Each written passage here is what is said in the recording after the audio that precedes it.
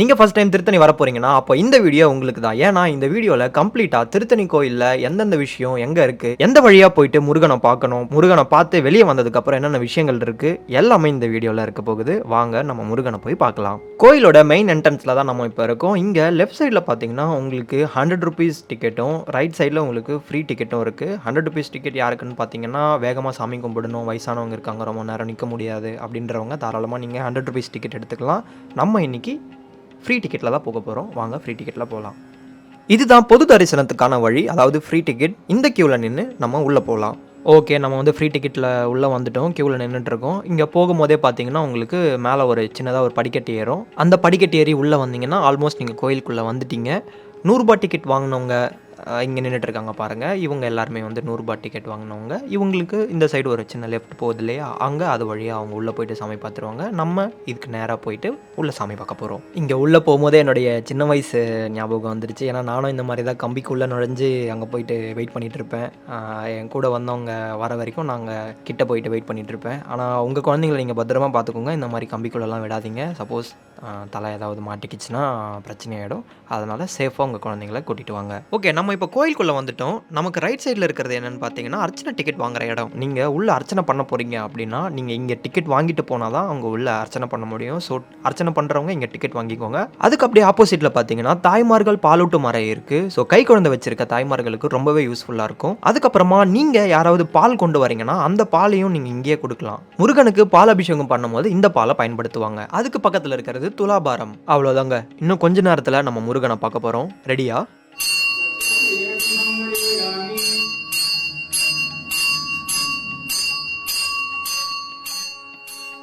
முருகரை பார்த்துட்டு வெளியே வந்துட்டோம். பயங்கரமான ஒரு பாசிட்டிவ் எனர்ஜி. நீ போ, நான் பார்த்துக்கிறேன் அப்படின்னு சொல்கிற மாதிரியே இருந்துச்சு. அதுக்கப்புறம் வெளியே வந்து இங்கே லெஃப்ட்டில் பார்த்தீங்கன்னா, ஆடிக்கிறதுக்கு அப்போ முருகரை வந்து இங்கே தாங்க வச்சுருப்பாங்க. அதாவது உற்சவரை இங்கே தான் வச்சுருப்பாங்க. இது ஃபுல்லாக வந்து மக்கள் உட்காந்துருப்பாங்க. இதுக்கு அப்படியே ரைட் சைடு பார்த்தீங்கன்னா,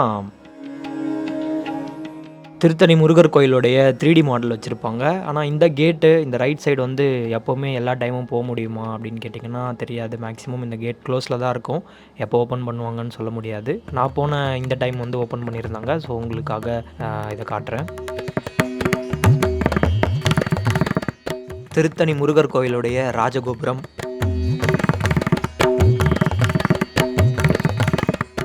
கோயிலுடைய கொடிமரம். இந்த இடத்த பார்த்து முடிச்சுட்டு வந்த வழியிலேயே திருப்பி போகலாம் வாங்க. நான் ஏற்கனவே சொன்ன மாதிரி இந்த ரைட் சைட் கேட் வந்து எப்போவுமே ஓப்பனில் இருக்காது. மேக்ஸிமம் க்ளோஸில் தான் இருக்கும். ஓப்பன் பண்ணியிருந்தால் நீங்கள் வரும்போது அதை போயிட்டு பாருங்கள். கொடிமரத்தையும் கோபுரத்தையும் பாருங்கள். முடிச்சுட்டு கீழே வரும்போது பார்த்தீங்கன்னா, கீழே இறங்கின உடனே உங்களுக்கு லெஃப்ட் சைடு வந்து பிரசாதம் ஸ்டால் இருக்கும். பிரசாதம் வாங்கிட்டு கோயில் சுற்றினாலும் ஓகே, இல்லை கோயில் சுற்றிட்டு வந்து நீங்கள் பிரசாதம் வாங்கினாலும் ஓகே. திருத்தணி கோயிலில் உங்களுக்கு லட்டு, தேன்குழல் அதாவது முறுக்கு, மிளகு வடை, அதிரசம், சக்கரை பொங்கல், புளியோதரை இது எல்லா பிரசாதமும் கிடைக்கும். எல்லாமே ₹15 மட்டும்தான். நீங்கள் எது வேணால் ட்ரை பண்ணி பாருங்கள். முருகனுடைய பிரசாதம் இங்கே திருத்தணி கோயிலில் எல்லாமே சூப்பராக இருக்கும். பிரசாதம் சாப்பிட்டு கை கழுவ பக்கத்துலேயே குழா இருக்குது. அது மட்டும் இல்லாமல் குப்பை தொட்டியும் வச்சுருக்காங்க. குப்பையை கீழே போடாமல் தயவு செஞ்சு குப்பை தொட்டியில் போடுங்க. திருத்தணி கோயிலில் இன்னொரு ஸ்பெஷல் என்னென்னா, திருத்தணி கோயிலோட படிக்கட்டை சொல்லலாம். வருடத்தோடைய 365 நாள் குறிக்கிற மாதிரி திருத்தணி கோயிலில் 365 படிக்கட்டு இருக்குங்க. டிசம்பர் 31 இந்த எல்லா படிக்கட்டுகளுக்கும் படி பூஜை நடக்கும். இந்த சைடு பக்தர்கள் வந்துட்டு இருக்காங்க, டிஸ்டர்ப் பண்ண வேணாம். நான் இந்த சைடில் இருந்து உங்களுக்கு காட்டுறேன் பாருங்க. எனக்கு ரைட் சைடில் இருக்கிற படிக்கட்டை தான் நான் இவ்வளோ நேரம் சொல்லிட்டு இருந்தது. லெஃப்ட் சைடில் இருக்க படிக்கட்டு கிடையாது. திருத்தணி கோயிலை மேம்படுத்துறதுக்காக நிறைய ஒர்க்ஸ் போயிட்டே இருக்கு. இதுதாங்க திருத்தணி கோயிலோட ராஜகோபுரம். கோபுரத்தில் புதுசாக பெயிண்ட் அடிக்கிறதுக்காக இந்த சாரம் கட்டியிருக்காங்க. இது வந்து கோபுரத்தோடைய பேக் சைடு, இது வந்து கோபுரத்துடைய ஃப்ரண்ட் சைடு. இது தாங்க அந்த படிக்கட் ஸ்டார்ட் ஆகிற இடம். இந்த 365 படிக்கட் ஸ்டார்ட் ஆகிற இடம் இதுதான். சரி வாங்க நம்ம கோயில் சுற்றுறதை கண்டினியூ பண்ணலாம். சாமி பார்த்துட்டு வந்த உடனே பிரசாதம் கவுண்டருக்கு ஆப்போசிட்டில் நீங்கள் நடந்து போனீங்கன்னா இங்கே உங்களுக்கு அக்னி குண்டமும் தேங்காய் உடைக்கிற இடமும் இருக்குங்க. ஆமாங்க, சாமி பார்த்துட்டு நீங்கள் வெளியே வந்ததுக்கப்புறம் கூட நீங்கள் தேங்காய் உடைச்சிக்கலாம். இங்கே பாருங்கள், யாரோ பிரசாதத்தை சாப்பிட்டுட்டு இலையை அப்படியே கீழே போட்டிருக்காங்க. இங்கே சுற்றி எல்லா இடத்துலையுமே டஸ்ட்பின் வச்சுருக்காங்க. தயவு செஞ்சு உங்களுடைய எந்த குப்பையாக இருந்தாலும் அதை டஸ்ட்பினில் போடுங்க, கீழே போடாதீங்க. இங்கே லெஃப்டில் இருக்கிறது அக்னிகுண்டம். கற்பூரம் ஏற்றுறவங்க இங்கே ஏற்றிக்கலாம். அதுக்கு அப்படியே ஆப்போசிட்டில் பார்த்தீங்கன்னா வேலும் தேங்காய் உடைக்கிற இடமும் இருக்குங்க.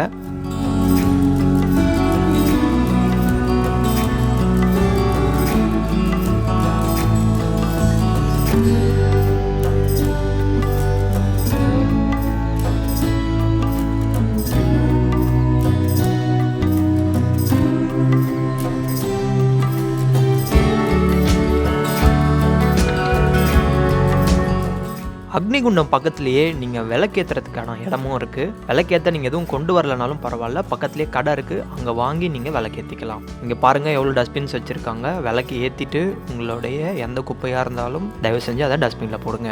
அதை முடிச்சுட்டு அப்படியே வந்தீங்கன்னா உங்களுக்கு லெஃப்ட் சைடு டெம்பிளோடைய போலீஸ் ஸ்டேஷன் இருக்கும். நீங்கள் ஏதாவது மிஸ் பண்ணியிருந்தீங்கனாலோ, உங்கள் கூட வந்தவங்களோ இல்லை பொருட்கள் ஏதாவது மிஸ் பண்ணியிருந்தீங்க, வண்டி சேவை ஏதாவது மிஸ் பண்ணிட்டீங்கன்னா இங்கே கம்ப்ளைண்ட் கொடுங்க. இங்கே அனௌன்ஸ்மெண்ட்டில் அதை அனௌன்ஸ் பண்ணுவாங்க. அகைன் நம்ம கோயிலோட மெயின் என்ட்ரன்ஸுக்கு வந்துட்டோம். இங்கே பார்த்தீங்கன்னா உங்களுக்கு இன்னொரு முக்கியமான இடம்னு சொல்லலாம். இங்கே தான் கிளாக் ரூம் இருக்குது. நீங்கள் சாமி பார்த்துட்டு ரிட்டர்ன் வர வரைக்கும் உங்களுடைய முக்கியமான பொருளை இங்கே பத்திரமா வச்சுக்கலாம். கிளாக் ரூமுக்கு பேக் சைட் பார்த்தீங்கன்னா உங்களுக்கு அன்னதான கூடமும் இருக்குது.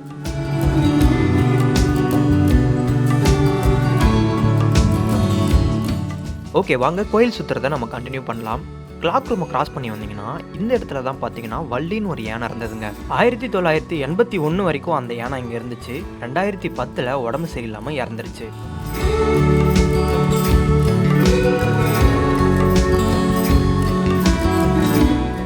இந்த இடத்துக்கு அப்படியே லெஃப்ட் சைடில் மெடிக்கல் சென்டர் இருக்குது. அதுக்கப்புறம் அப்படியே நம்ம கண்டினியூவாக நடக்க ஸ்டார்ட் பண்ணலாம். கொஞ்சம் தூரம் நடந்து போயிட்டே இருந்தீங்கன்னா இதுதாங்க கோயிலுடைய பேக் சைட். நான் சின்ன வயசில் இந்த படிக்கட்டு வழியாக தான் வருவேன். இங்கே உங்களுக்கு பார்த்தீங்கன்னா சாப்பாடு கடையும் இருக்குது. இந்த வீடியோ ஆடிக்கிறதுக்கு கொஞ்ச நாள் முன்னாடி எடுத்த வீடியோ. அதனால அதை பார்த்தீங்கன்னா இந்த பேரிகேட்லாம் போட்டிருக்காங்க காவடி உள்ளே வரதுக்காக. இந்த சைடு தான் காவடி எல்லாமே வரும். திருத்தணி கோயிலில் உங்களுக்கு வீல் சேர் ஃபெசிலிட்டியும் இருக்குது. So differently abled person or wheel chair மட்டுமே ஆக்சஸ் பண்ணக்கூடிய பர்சன் ஈஸியாக சாமி பார்த்துட்டு வரலாம்.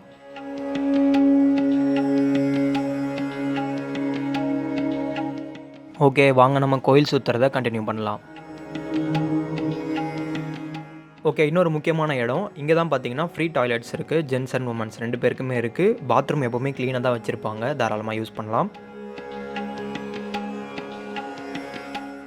இதுதாங்க நம்ம சாமி பார்த்துட்டு இறங்கி வந்த இடம்.